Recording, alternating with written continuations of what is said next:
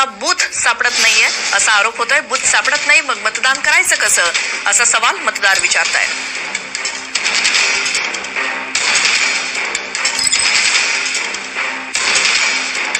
त्यांचं मतदार यादीमध्ये नाव सापडत नाही, नाव सापडलं तर बूथ सापडत नाही, असंच काही आपल्यासोबत मतदार आहेत. नेमका काय समस्या येतात? आम्ही सरोजनगरमधले राहणारे आहे. तर माझ्या लिस्टमध्ये दूधसागरचं नाव आलंय, पण मी तिकडे चेक केलं तर त्यांनी सेंट पायसमध्ये पाठवलं. मी दुसऱ्या ठिकाणी गेली, मग तिकडे पण नाही, मग इकडे पहाडीमध्ये आली, इकडे पण नाही. तर वोट करायचं आहे पण खूप डिफिकल्टी येते. बरं, तर कसं करणार आता तुम्ही सांगा. किती जागी फिरलात तुम्ही, किती बूथ फिरले? आता हा तिसरा बूथ आहे. तिसरा बूथ आहे आमचा. आणि सगळीकडे इन्क्वायरी करतोय. हा म्हणतो इकडे जा, तो म्हणतो तिकडे जा.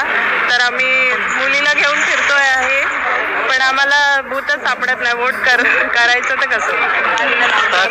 खरं तर छोट्या बाळाला तुम्ही हातात कडेवर घेऊन फिरताय. किती वेळापासून फिरताय आणि किती बूथ फिरले?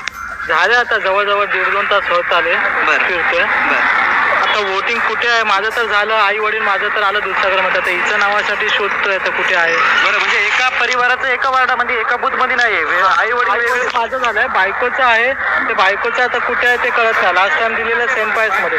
तर सेंट पायस वाले बोलतात आमच्याकडे आता 80 नंबर यादी नाहीये. तर इकडे त्यांनी पहाडी